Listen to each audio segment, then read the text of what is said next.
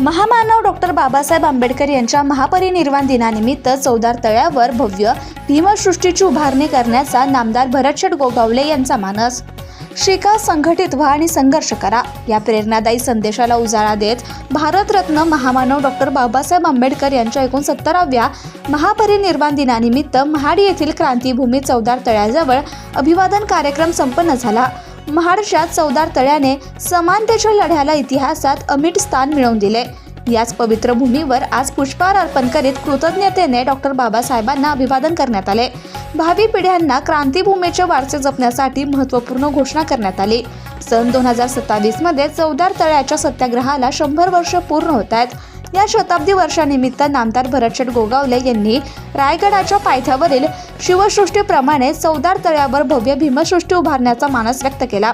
यामध्ये चौदार तळ्याचं सुशोभीकरण, चौदार तळ्याचे पाणी शुद्ध करून पिण्यालायक उपलब्ध करून देणे या 3 प्रमुख घोषणांमुळे चौदार तळ्याच्या इतिहासाला आणि महाडच्या विकासाला नवीन दिशा मिळणार असल्याचं भीमसैनिकांनी सांगितले।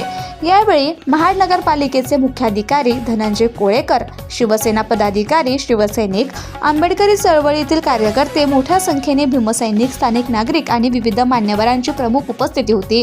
या कार्यक्रमात सामाजिक सौहार्द आणि मानवतावादी विचारांचा संदेश दिला गेला। क्रांती, समानता आणि न्यायाच्या ज्वाज्वल्य परंपरेला सलाम करत कार्यक्रम संपन्न झाला।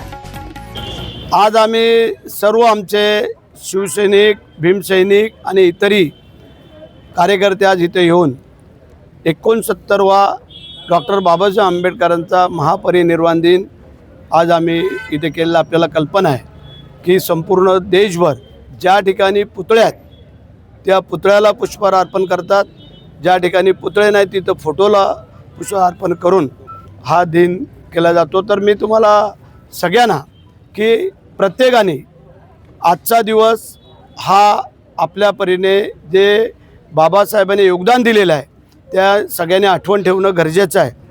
पुढच्या वर्षी 2027ला 26च्या नंतर 27ला ज्या चौदार तळ्याला बाबासाहेबांनी स्पर्श करून हे चौदार तळं सगळ्या बहुजनांना खुलं करून दिलं, तर 2027ला 100 वर्ष पूर्ण होत आहेत आणि त्याची पूर्ण तयारी आम्ही लागलेलो आहोत।